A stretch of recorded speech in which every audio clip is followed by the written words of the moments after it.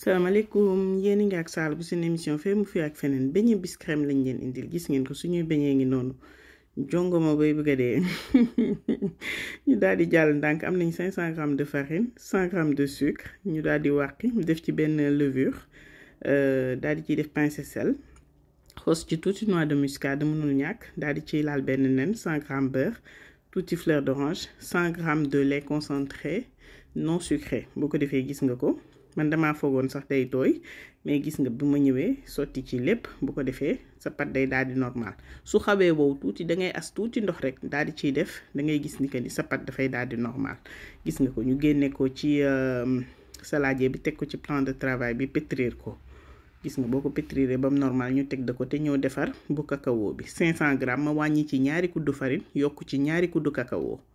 comprendre ngeen bu ko defee damay ñëw xorom def levure même procédure que bële tuuti noix de muscade fleur d'orange nen 100 grammes beurre 100 grammes sucre 100 grammes lait concentré non sucré bi 100 grammes bu ko defee ma daal di koy mélanger gis nga ko noonu ba ma ko mélanger ba mu amalgamé wu lu may def mooy teg ko ci plan de travail bi pour pétrir ko tuuti mu manqué tuuti ndox gis nga ma as tuuti ndox def ci voilà daal di ñëw nag dajale pat bi ba mu dajaloo gis nga pétrir ko tuuti ba mu normal ma daal di koy boule def ci saladier bi moom it daal di koy upp mu noppali ko ñoom ñaar ñëpp benn 30 minutes mu ñëw defar sama sirop 100 grammes d'eau 100 grammes de sucre tuuti vanille zeste benn orange gis nga ko noonu ñu zesté ko ba mu daj kapp gis nga ñu daal di ko ciy fëgg daal ciy def jus wu benn orange bi daal di teg ko à feu doux bàyyi suñu sirop compoté ba mu réduire de moitié rek suñu sirop pare na bu ko defee ñu daal di jël pat gis nga ko noonu ñëw façonné ko dër ko jël beneen pat dër ko ba mu xaw a tolloo ak bi ñu njëkk a dër bu weex bi ñu teg ko ci kawam daal di koy dëraat tuuti gis nga ko noonu voilà suñ ko dëree ba mu tolloo ñu paare ko tey pour li ñuy def rafet gis ngeen ko noonu bu ko defee ñu ñëw nag rouler ko jëlal suude ko ci côté bi daal di ñëw teg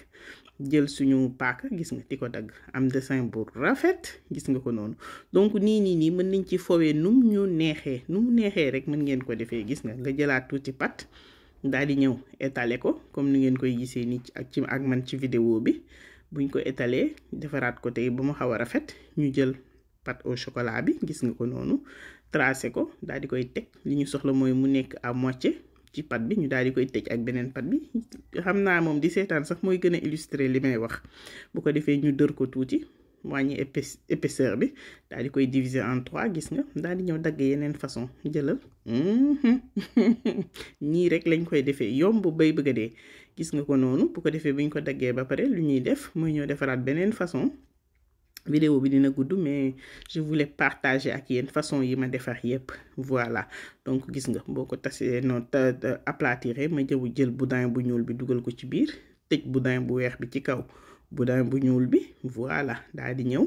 gis nga ko noonu di ko rouler tuuti épaissiraat ko tuuti ba mu gàtt ma jël paaka gis nga dagg ay façon rek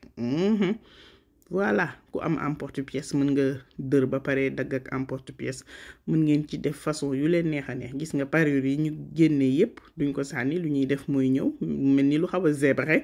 dañ ciy tibb rek gis nga di ko def ay fas di teg jëlal gis nga nu muy zébré voilà bu ko defee dara du yàqu suñu sirop pare na ñu teg ko bàyyi muy sedd gis nga bii pat bu ñuul bi bu chocolat bi laa teg ci kaw jël bu weex bi dugal ci biir voilà bu ko defee nag lu ñuy def mooy ñëw teg dëwlin mu tàng ñu commencé saaf suñu ay beñe gis ngeen ko noonu dañ koy saaf bu dal bu doore comme nu ma ko tàmm di waxee bu ko defee beñe bi ñor ci biir te du xëm ci kaw voilà bu ñu saafee suñu beñe ba mu doore lu ñuy def mooy seppi teg benn kii boo xam am na essuie-tout pour absorber excédent d'huile bi